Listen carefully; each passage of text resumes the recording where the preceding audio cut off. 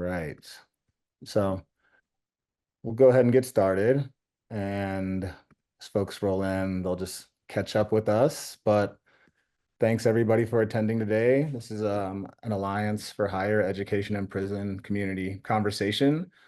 We try to hold these a few times throughout the year, and they are typically in response to a slew of emails and conversations in the field of things that folks are really interested in hearing about and just lots of requests. So this one comes in response to many requests, working with Maryland and their state, and just some of the requests that were coming in were around how to do statewide coalition work, working across different agencies, data sharing, transferring students, all of these things. And so I've known Danielle Cox for some time, and I know that they're doing some amazing work in Maryland.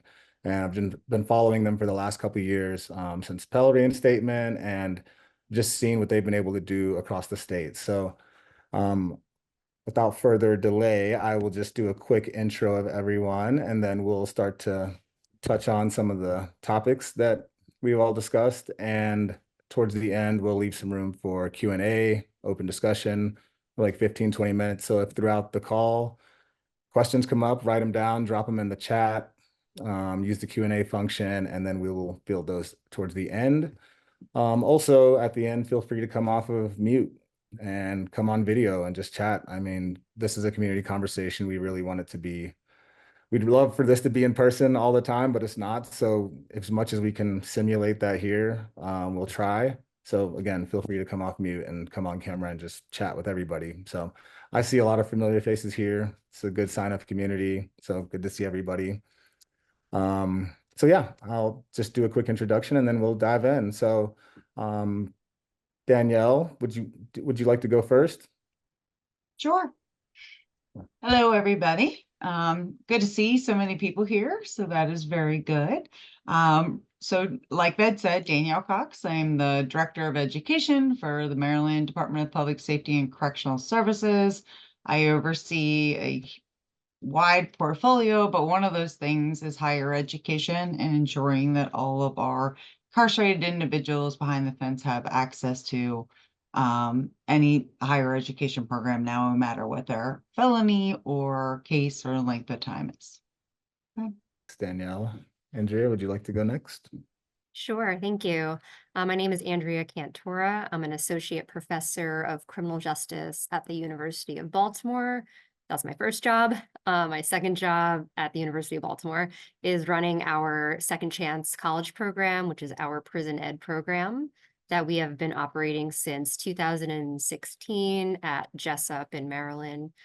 We work at a maximum security prison for men, and we've been at it for a minute. This semester, we have 46 students enrolled, and we just started our semester yesterday. And we have 12 students on the outside who are enrolled currently on campus this fall. And we've graduated 13 students since we've started, and I'm proud to say 13 of them, 5 of the 13 are now in grad school. So we have a lot to share. Thanks. That's great news. Dr. Jackson, want to hop in? Yeah, that was inspiring. I can't wait till we get to that level to graduate, folks. My name is Anthony Jackson. I am assistant professor at Bowie State University. I am one of the directors for our prison education program here at Bowie. We started in 2022 in October, and we have about 15 students in the program currently, but we're bringing on 17. And so this is going to be our largest cohort 3. We're excited about it. And yeah, I think one of our biggest things is looking really forward to graduating students as well. It's a big milestone. Can't wait to get there. Appreciate it, Dr. Jackson. So I have to say, I yeah, just got the dean's list yesterday, and 14 of our 15 students made the dean's list. So that's exciting. whoa. Love to hear that.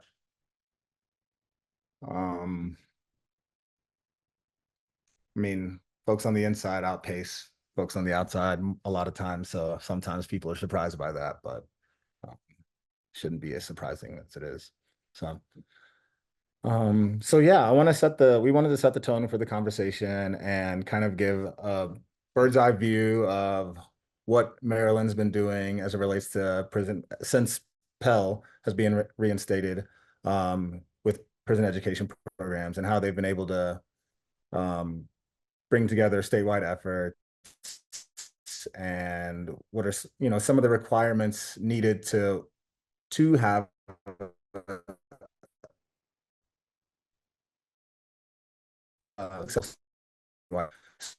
maybe if you could just say collaboration type of work, and then also what's worked and what hasn't worked. I hope that was to me, Ved. You're cutting out a little bit there. Of course, while so trying to do a national, of course, my internet would go bad while trying to do a national webinar. that always happens, right? Yeah. So I think you said about the statewide efforts and multi-agency collaboration, partnerships, that sort of thing since Pell started. I came over from the Department of Labor. I was the Correctional Education Director over there because the Department of Labor runs our GED, ABE, and CTE programs behind the fence due to legislative requirements. So I was asked to come over to DPSCS, to corrections, a little over 2 years ago now, when the person had left, to run everything, oversight of all. When we did that, Bowie was just coming in the door whenever that happened. So it was interesting to see, that startup while I was trying to get my feet wet. And then also Pell reinstatement happened literally like 2 months later. So it was a huge shock, especially someone who that was not my world, higher ed. So I will give credit to the directors in my programs who really helped me through that. But we decided to set up a stakeholder group for the Pell approval process that would actually be involved in every step of the way. So that would be we have 5 steps for a college to get approved to come behind the fence as a PEP. Part of that is a review by the stakeholder group. I decided that I did not want to be the one that held the key to anybody coming behind the fence or leaving at all. I didn't think one person or should have that ability. So that stakeholder group, it was like the feedback group that's required with Pell reinstatement, but we just added some people. We had the 2 previously incarcerated, 1 incarcerated student. And then we also have some people from our Maryland Higher Education Commission on my side, from our Maryland Longitudinal Data Systems, the Department of Labor. So it's a big, wide variety of people at a very high level that I'm very happy to have. But they were willing to come on, start looking at a standard operating procedure of how we were going to do this for colleges to come behind the fence. And we chose the very first step was to come to me and let's talk about what program you want to offer. Let's get that, together first, because I did not want to duplicate anything that was already in existence or that wasn't going to benefit our population. So that's the first step. Second step, once I get that letter, the conditional letter from me, it's MHEC, the Maryland Higher Education Commission. They have to then get approval from them. Then they come back to DOC for the stakeholder group and approval through the stakeholder group. Then we can start the MOU once that approval happens. And typically at the same time we're doing the MOU, they're also getting all the accreditation stuff together. So that way it's kind of like they can do it both at the same time and it's an easier process.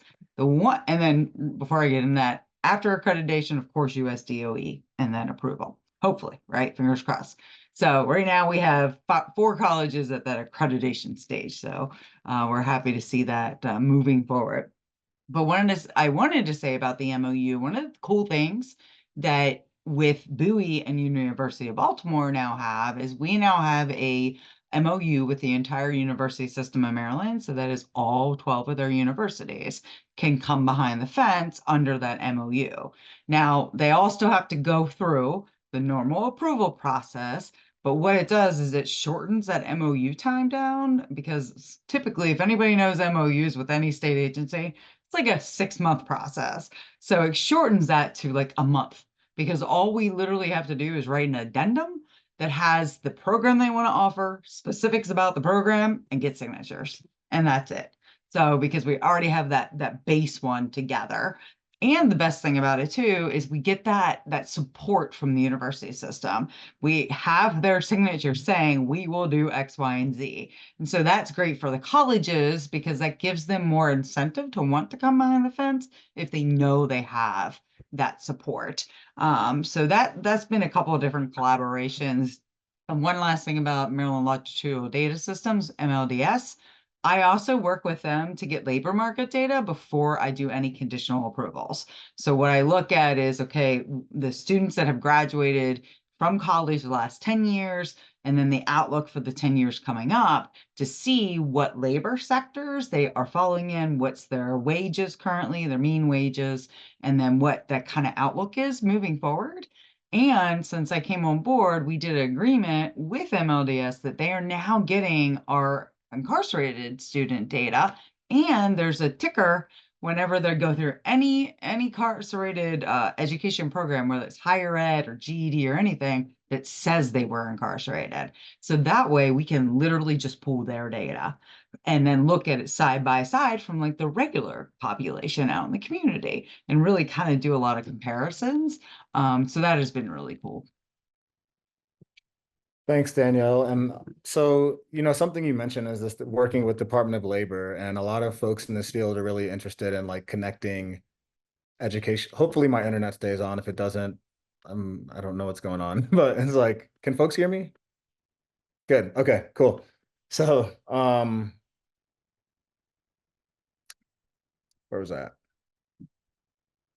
Department of Labor. Okay, so folks in the field are really interested on finding ways to connect education to a more secure pathway to a career or jobs, things like this. And even in the Pell regulations, you'll see wages indicated and you'll see job placement indicated.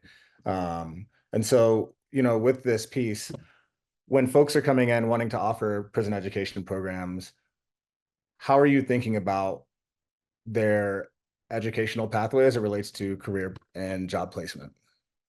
By using a lot of that labor market data that we get, because MLDS gets data from workforce development at labor. So they get all the unemployment data, they get all the data from our work AJCs, the American Job Centers, coming and anybody coming and making touch points there. So we're able to literally see all of that and pull that to see what is that kind of best career path for our students. Also, we use surveys, questionnaires of the population themselves. They all have tablets. So we're able to send out different questionnaires to say, hey, what are some of the things that you might be interested in terms of higher education programs? So being able to look at what does the market look like moving forward, right? Working with the workforce development department at labor and the adult education department as a whole. And that's one good thing about correctional being there is all those different touch points. And then also working with those student questionnaires and surveys to kind of connect the dots. All of our students take ONET surveys too, to kind of get an idea of what they're interested before going into something. That's right after when they're in the GED program and they're going, okay, do I want to go higher ed or do I want to go career, more of a trades pathway? We also don't limit to them. So some states do, if you take a CTE program, one of them, you can't take anymore, right? Or if you do this, you can't do this too. We don't limit. Like you might have a guy that goes into plumbing.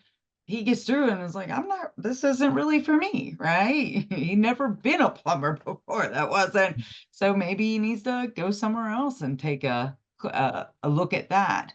I also look at our current apprenticeships offered behind the fence. So we have 26 different occupational trainings, and I believe 11 of them are pre-apprenticeships. So then looking to connect those pre-apprenticeships to actual community colleges coming behind the fence who want to offer different degrees. So if we have an apprenticeship in computer technology, or if we have something in welding, bringing people in that are going to offer that more advanced degree after they're done And also we're currently working with our community colleges to do a comparison of credits, like prior learning. So if they went through that pre-apprenticeship program, how can we compare that to a couple of the credits in, say, the welding program in the AA for advanced, whatever that might be, to see if any of those might qualify, and that could actually take away some of the credits that they need to be able to earn the degree or certification, whatever that might be. Mm. That is currently in process.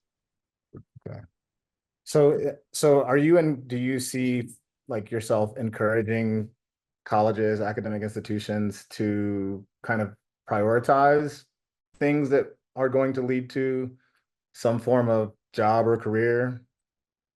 Absolutely. It's actually one of the things on our PEP application is that we ask for, like, how does this connect to careers, in the community and the labor market and all? And they actually have to give that data in their application of how that program they want to offer connects to the economy in Maryland and what it currently looks like.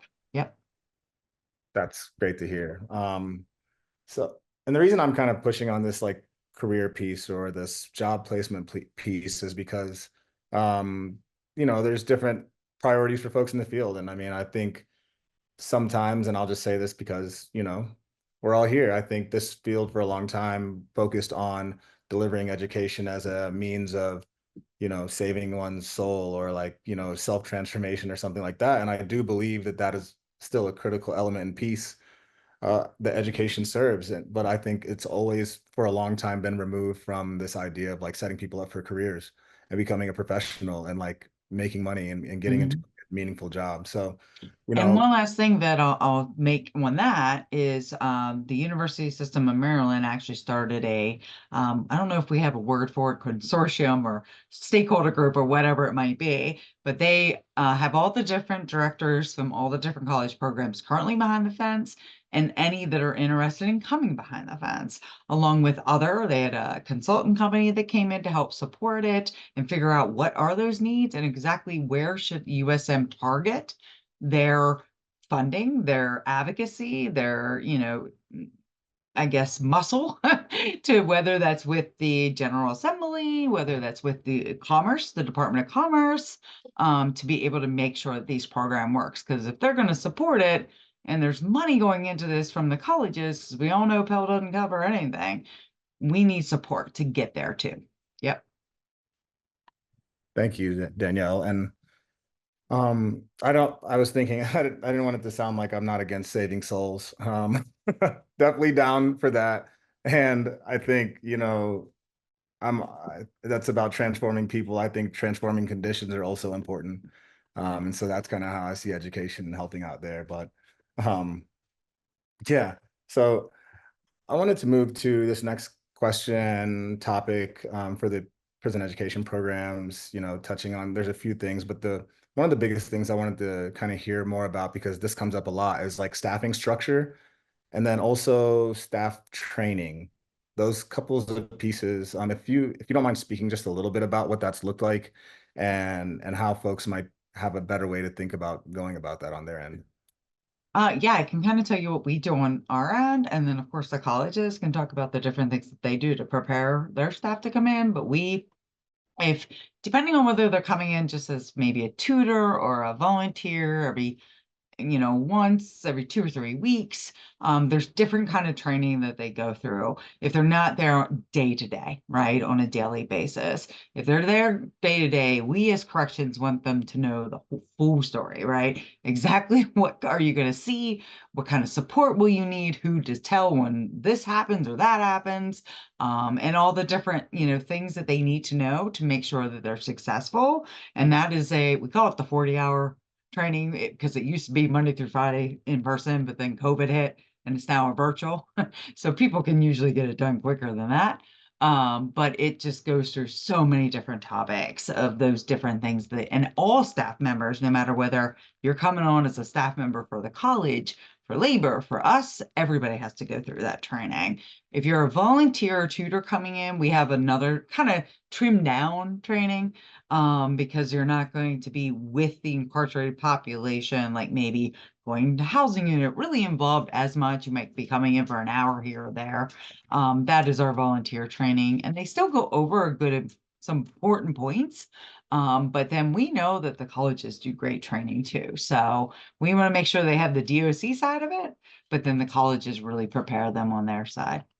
Great. And I'm happy to share about our staffing structure and what that looked like at the beginning and what it looks like today. I just want to add one more thing about, since we're talking about jobs and career pathways, something that we did at University of Baltimore, and I think a lot of programs do this and should do this, is survey students and talk to incarcerated populations about what do they want. We did this early on as we were planning our program. And, you know, we developed our program based around what our students' interests were. And so we're always listening to them, and we're adding programs, hopefully next year after we go through this PEP process, to accommodate students today, right? Because it looks very different from when we started back in 2016. So I think that's an important piece to add. So our staffing, like when we started in 2016, I'm a faculty member, and you know, I started this off with a colleague and a graduate student at the time, and we didn't have full-time staffing to develop this and start this. And it wasn't until maybe 2 years in that I had my first full-time staff person. And I don't count myself because on my job, I'm a faculty member, although this is my full-time job as well. But it took us a long time to get staffing positions. And today we are going into our 8th year, and we have a program manager who's full-time on this project. We have a reentry social worker full-time, and we just hired an on-site coordinator full-time. So those are 3 full-time positions that are not grant funded. These are institutional positions that I had to advocate for, and it took a really long time to get those. So I just wanted to kind of describe how it looks for us. And I'll turn it to Anthony so he can talk about his structure. Yeah, thank you for that. That context was great because we have been in the facility for 2 years and we don't have any full-timers right now. And that's been a big challenge because, as I mentioned, I'm an assistant professor as well.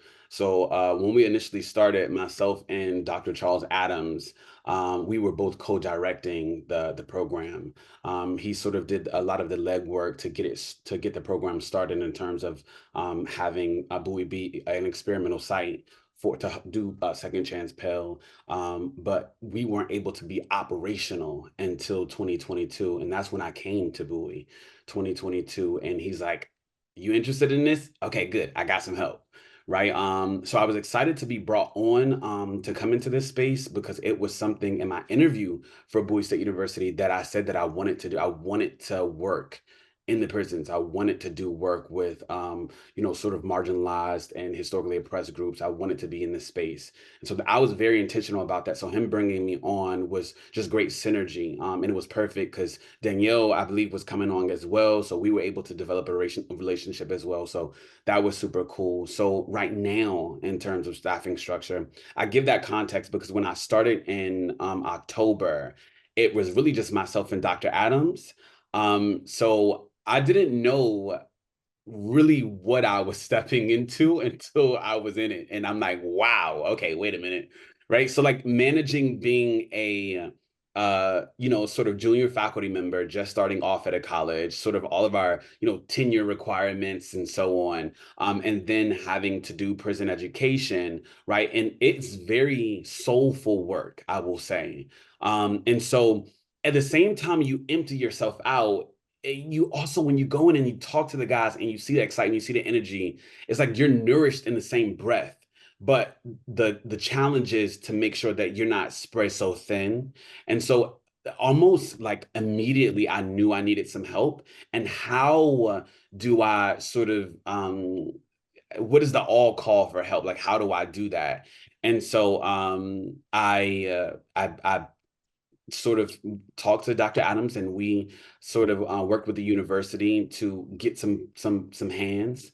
And so now we have myself, Dr. Adams, who sort of, Dr. Adams is serving as sort of the executive director. So he's getting, pushing for funding and so on. And I sort of do the director of operations. So the operational sort of overseeing that. And then we brought on our a program coordinator, which is Dr. Brittany Gatewood, and she does a lot of work with children with incarcerated parents. So she's already in that field. And we were able to bring on a site coordinator as well. So the site coordinator is the direct contact that the facility has with the college, and they work as sort of this liaison. And again, in October, I was doing all three. It just wasn't sustainable. And I know we're going to talk about sustainability later on, so I'll pause there. But definitely the advocacy is another major piece.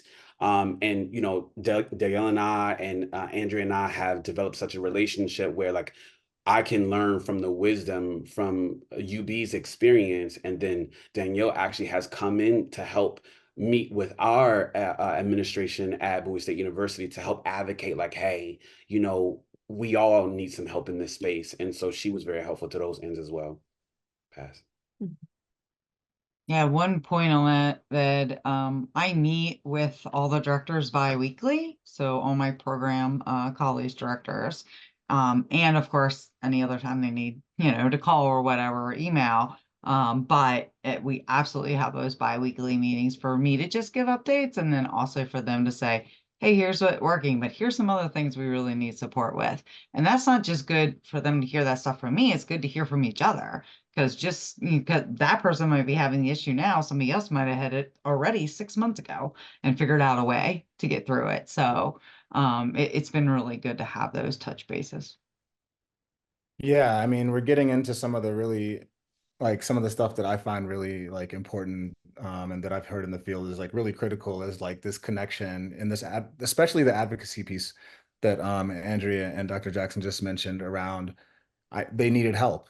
And up until, a few years ago, they didn't even have anybody full time. And now you have three. So like what it is like going and talking to leadership at the academic institution, at the college, how do you advocate for these programs? What are the things that need to be said, or what are the things that need to be understood to get leadership at the institution to lend some of their infrastructure and budget, and other things. And so I've heard things like, it aligns with their mission, right? Like that is part of the conversation, things like that. So what are some of the things that you all bring up to kind of advocate so folks here who are doing those things could take that as well? Because Georgia State, again, I always refer to it, but shut down. And who knows if there was a different level of advocacy or understanding or whatnot, it may not have happened. So, yeah, any feedback or just insights on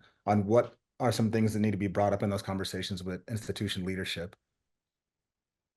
Yeah, I can, let me just jump in from like this, nuanced perspective, because I'm at a HBCU, so funding is just very challenging. We're in a space now where, again, like we have no full-timers, right? So, our program assistant or program coordinator and our site coordinator are working part-time, right? So like Dr. Adams and I have to stand in the gap for when they're not able because they're part-time employees, right? So that's a challenge. And I think, so one of our sort of mantras and so our program is housed in, oh, I'm sorry. Our program is, they're earning a bachelor's of science in sociology, as well as they have opportunity to get a certificate in entrepreneurship. They can either do micro credentialing or an entire certificate. So we're working that now. And so our Department of Behavioral Sciences is located in the College of Professional Studies.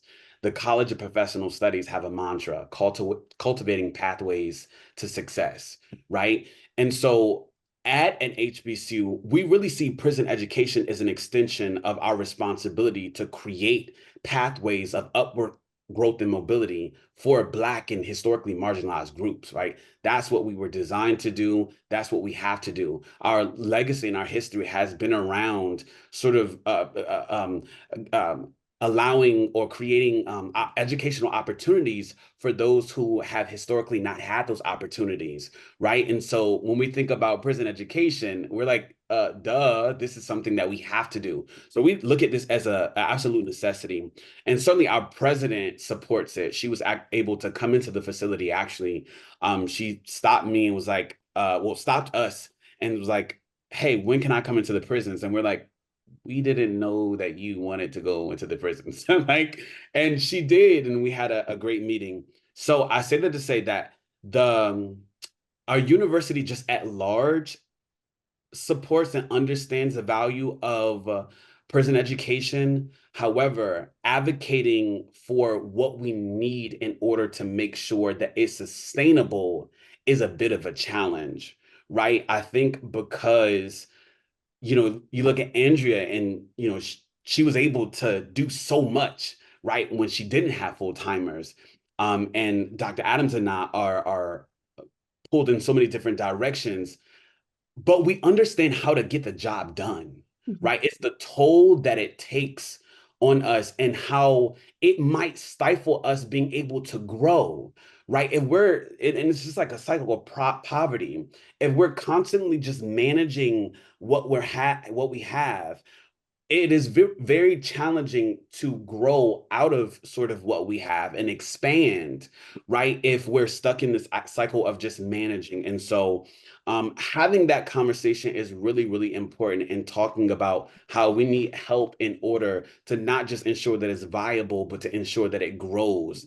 And so it's a very challenging conversation, and we're in that fight now, right? So I want to sort of demystify that as to say it's not something that we figured out and now, that's not part of our challenge. That is part of our current challenge right now. So I'm interested to see what Andrea says about how did you get full-timers? We need that. Yeah, well, we're entering our 8th year and I just got my 3rd full-timer. So it took a really long time, and we started the same exact way with, I'm a faculty member. I had a lot of part-time contractors, grad students, volunteers. It was like patchwork. But number one, and Anthony described this, is the institutional buy-in and support from the president, provost, deans has to be there from the beginning. And Anthony, shared that. And at University of Baltimore, it was exactly that. There was, yes, yes, yes, let's do this from day one. So there was that support. University of Baltimore, we're in the city of Baltimore, we serve Baltimore. That's our mission, to, serve the community. And our president is Kurt Schmoke, former mayor of Baltimore from the 80s, and he cares deeply about service and helping the Baltimore community thrive. So it fits with what we do as an institution. That's number one. But, something that Anthony mentioned is, what do we need, right? Being new to this work, I didn't always know how to ask for staff or what do we need? I have no idea.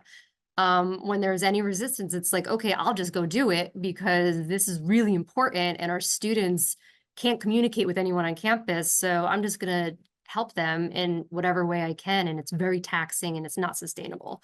I don't advise it. And Anthony has gone through it as well.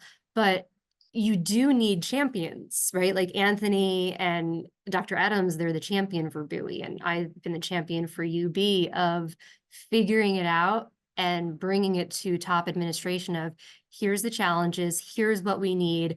I can't do this alone. I can't do this with a part-time person. We have 40 students this semester. You want us to have 60? Well, then I need a full-time person. It's those conversations, but it's also being in a position, which is where a champion comes in, is being able to talk to the dean and the provost at that level and say, this is what we need.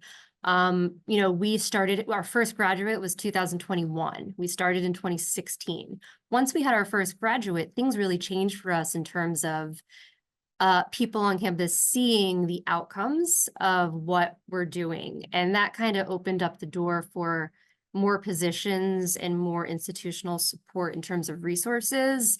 But that took a long time. So that's a problem in itself. But Another piece is the importance of learning from others, right? The University of Baltimore didn't know how to do this immediately when they walked into it, and I had to bring knowledge to them. So as an academic and as a researcher, that's what I did. You know, I researched other programs. I spent a lot of time talking to one of our private partners in the state, Goucher College. They've been doing this in Maryland before us, and they created a wonderful program that I tapped into. It's like, how do you do this? How do you do this? And I learned, and I listened, and I brought that back to campus. So we developed a lot of things around what others had been doing, but it took like a champion to do that, you know, groundwork and bring it back to be able to explain, you know, what we need to move forward and how to make this sustainable.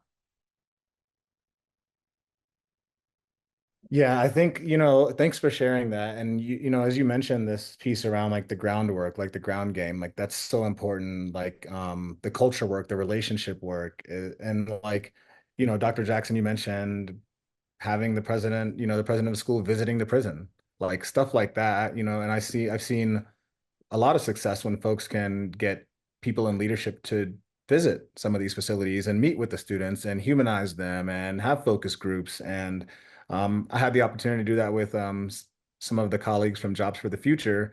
We went to Maine and they took some policymakers inside of the facilities. And this was like some of the first time that they'd ever been inside of a prison and visited the people that they're making policies and bills about, right? And so that proximity piece is really important. So I mean, I think the more folks can get folks in leadership to go visit students, humanize them, sit with them, see these facilities, maybe have a better understanding of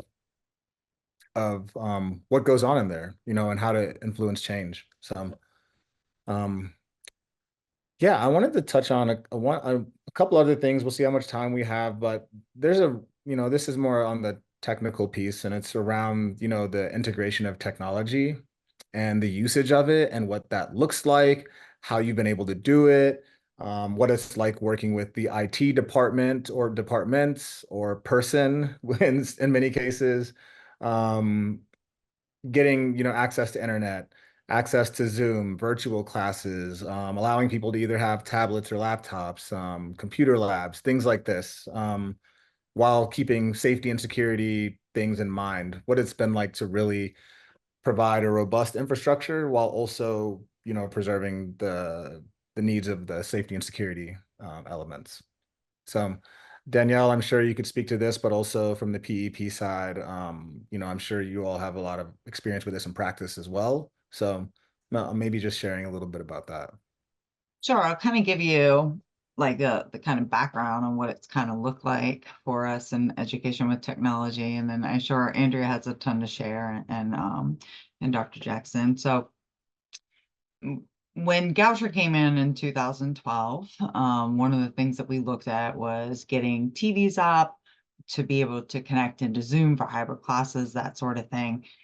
It didn't really take off though and really get until COVID, right? And then of course, when University of Baltimore came in 2016, they were able to push the needle a little bit when it came to the population being able to have access to laptops that were connected back to the university through a VPN tunnel. That was just kind of like a one-to-one thing where the instructor can drop work onto those folders, and then the student can grab it, do the work, send it back, but not like open internet, right? That has evolved, and a big part of that is because of COVID, to where now we have the TVs that are linked up to Zoom accounts that they can do all their hybrid classes in.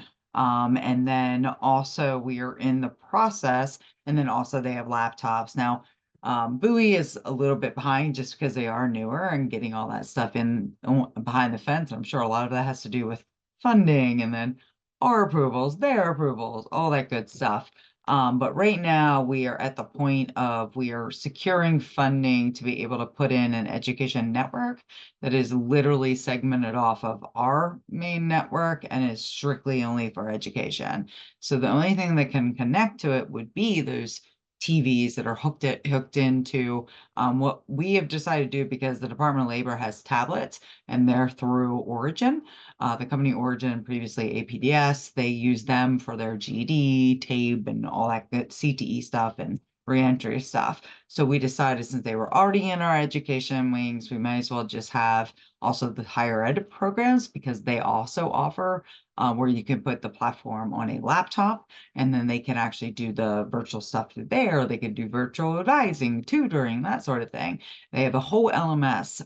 The great thing about their platform is it's not like it just comes with only Blackboard or only this, and then you got to get licenses. And if Bowie has Canvas, but University of Baltimore has Blackboard, and then somebody's going to have to buy licenses because you don't have both, right? So the way with Origin is they have their own proprietary LMS, so you can actually import from any other like Moodle or Blackboard or Canvas into their LMS, and you can export out of it too. So there's like a two-way thing there. So that way the teachers don't have to create their own lessons again, like on that platform. They can just import it from whatever, and they don't have to buy. The only license they have to get is the student license, for the technology, instead of the actual license for like the LMS platform, all that kind of good stuff. They also have some reentry stuff on there. They have a whole library, a slew of different things that they have available to be able to use on there. So, and obviously, any internet site that they want to get whitelisted, that sort of thing, that is, educational. But the great part about it is that right now the the line that they're currently running on is very slow. It literally was set up for our visitation, like for only certain very small amount of people to be on at one time during COVID, and we were going to get rid of it, and then we're like, oh, we'll put these guys on. But there's so much happening that it's starting to really overload that. So we knew we had to get it in. And it's a multi-million-dollar project to get everything, the fiber run, the wiring done, the access points in. And then, of course, we had decided that we were going to help support them with paying for at least 1, if not 2 years of licenses for Origin's platform, because I know that funding is tight. And that they do need some support, and that will help them at least get through the first year or two of that. But Andrea, I'm sure you can share your story of how we got to here. Well, it got to this point because of COVID. I mean, maybe it would have happened anyway. I think it would have. But yeah, when we started, we've always brought in laptops from the university, not connected to the internet, so students can do their work. But they hardly worked in year one, right? They were used laptops that we got from our IT department. They were throwing them away, and we didn't have any money to buy them. So we started that way. And then over time, we convinced the university that our students should have new laptops, right? Like we figured out ways to bring in new equipment. And then COVID happened, and we quickly, and thank God, public safety actually recommended this, like, let's just, get access to Zoom. There was a TV in the library, or maybe there wasn't, but maybe there was an ability to put one there really quickly. And we were able to continue that fall 2020 with our courses by doing Zoom courses. So it was actually public safety who, brought that up and implemented that really fast, so we didn't go under and, close down. So that was like life-saving for our students. And then we've just built out from there. We implemented this server, and it's not perfect, but it came a little bit after COVID. It was something we talked about during COVID as being a need to be able to get our students' work and get it back without being able to enter.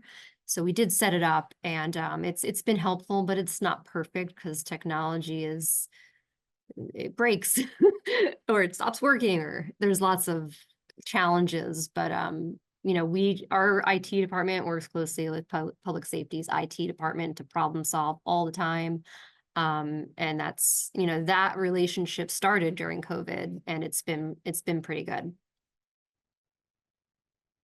I think for us, as y'all know, we're a fairly new program, so we are. I shared with the folks on the call that we just got our TVs into yesterday. So we have TVs and like sort of like webcams and like sound bars to really help with the learning process. That was a long road. As Danielle said, it was a lot of different approvals on our end, at the university end, and the other end for Department of Public Safety and Correctional Services. And but nonetheless, we were able to get it done. And so we are still configuring some things so that we can, because our students this semester have a sort of computer literacy class, right? Like that sort of how to. And we thought that that was so major before we just throw computers in and they just go, and like some of them are like, I don't even know what this is, right? And so that was really important. So we have that, but our, prior to that, I mean, even still now, until we get the networking everything straight, our students, I mean, I'd call our administrative assistant, our chair of the department, and say that we need some more money, and they're like, for supplies, and like, why do you need money for supplies? Just gave you, money for supplies. Like, well, I say this, and I said this to our entire college.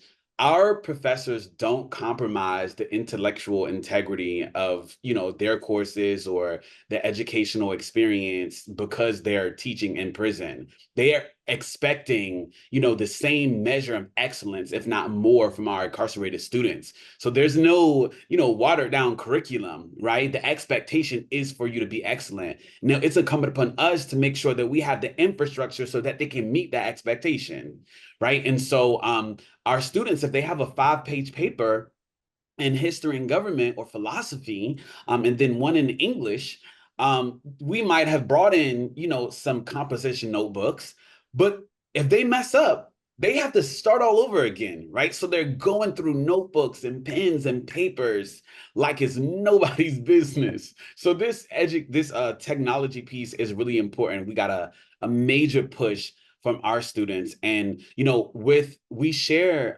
Jessup Correctional Institution, JCI, with University of Baltimore, and so our students see what is possible, right? And it's such a beautiful thing to see like what prison education could be, right? Our students want us to have everything now, and we're like, wow, okay, that's a lot. We're working towards that, and I think that that's why it's so important. And I'll stop here. Cultivating very, very, very strong relationships with our students. That is very important to me. And so that's why I may go in a lot, right? We'll have a site coordinator that may be working 20 hours a week, but our students might need more attention than that, right? So I'll go in and sort of meet with them. Danielle allowed us to have a hotline right now. So we got this 1-800 number approved. There are only certain people that can use it. Right now, it's only me. And so we got that to my office.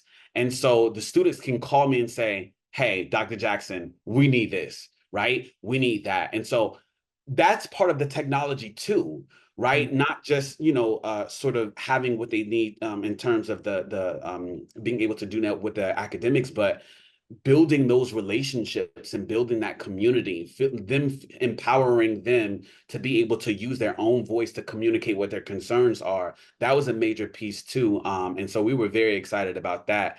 But yeah, so we're moving towards having a robust technological infrastructure. But again, it requires a lot of funding and a major commitment from the university. And so external funding is something that we've really been looking towards to sort of mitigate what the university might not be able to contribute. Yeah. Thank you all for speaking about the technology piece. And, I think just that last piece that you mentioned around like them being able to just call and like that relational piece, like that's what people in this field who are in these positions really need to understand, is that that's the next level of like delivering education and services and care, to this population. And so like not just being like boom, boom, in and out. And I mean, I feel like I don't see that a lot in this field in general. Like everybody who's in this field is really passionate and serious about it, you know. So that's something I appreciate. I know we're coming up on time, so I wanted to, you know, open up for Q&A. If folks want to come off mute, come on the come But on can stage, I ask make questions. a Yeah, really quick comment yeah, before? yeah, The one yeah. thing we didn't get into that maybe Andrea, you can just very quickly mention is their second chance program at Baltimore. Like that, I think is such a great opportunity for either our men who did not finish their degree to have that. We were talking about that support, right? To have that support once they get out. And then also to know that if they did get their degree, they could still go back to University of Baltimore and they can help them get their graduate, degrees. And they even have people who were in our programs that are working for University of Baltimore right now. And they're everything that, we all kind of, it's been there for a while. So everybody strives towards, but it's a great program. Yeah, real quick. I mean, you just said kind of what we do, and it took us a long time to get there because it took a while for students to come out because we work at a maximum security prison. But it's, we thought about reentry from day one, so we hired a reentry coordinator in year one because we knew that that was really crucial and that our students would come home, and our goal is to get them to continue and graduate. And it was a little bit of a struggle in the beginning, but once students started continuing and coming to campus, they just kind of encouraged each other to keep continuing and get their degree. And, the most important part of it is, the community support on campus that kind of informally was developed over time, but also supporting our students financially so they can finish, because as we know, Pell doesn't cover everything. And, that's what we fundraise for, to help our students not have that financial hardship of continuing, because in the first few years, we didn't have that financial support and students were not coming and continuing. And now we have it. So we are seeing graduations and we're seeing students thrive and then go on to grad school and get their own scholarships or find full-time positions on campus, and campus, that's a benefit of being an employee. So it's been really great, and it took time, but we care deeply about making sure our students can reach their end goal. Yeah, thank you for that. And thanks, Danielle. We've definitely been following what y'all have been doing at Baltimore for a minute. So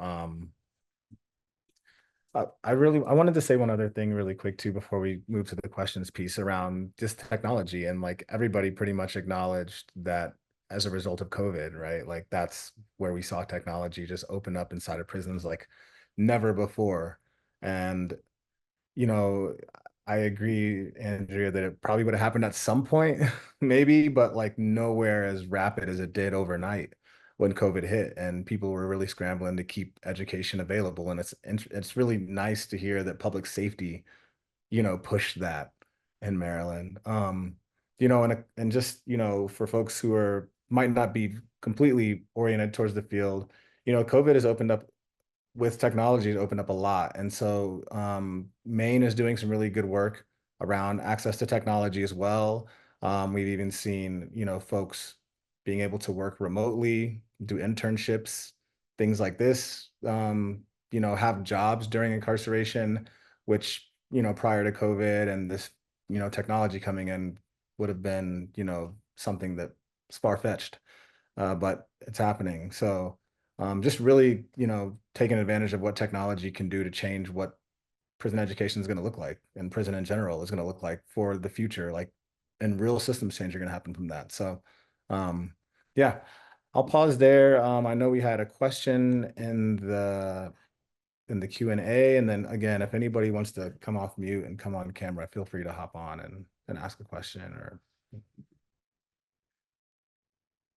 Well, Ved, I can say that we had a question in the chat from earlier in the conversation. Someone was asking, would love to hear if direct employer engagement has also become part of the process of the fantastic strides toward pathway alignment in Maryland. Yeah. And I think that's for anyone on the panel. Yeah, actually, we have regular reentry fairs reentry and employment fairs. So they're basically for anyone who is in the community in the reentry space to help with those wraparound services. And then we have employers come to and meet with the population. What we had been doing in the past was it was just kind of employers who we knew were interested in and previously had hired our people and that stuff, but typically it was ones without the higher degrees.